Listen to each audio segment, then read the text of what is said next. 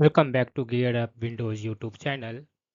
In this video, we will guide you on how to find your Wi-Fi password on Windows 11 or 10 in case you have saved your Wi-Fi password before and you want to now view Wi-Fi password.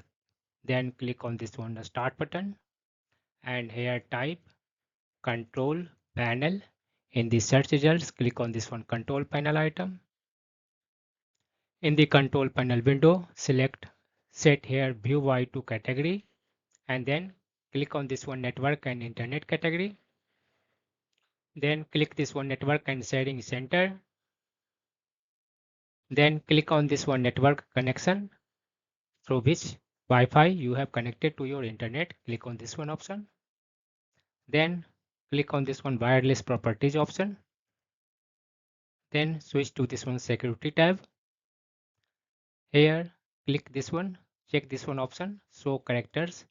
It will display your Wi-Fi security key or Wi-Fi password here.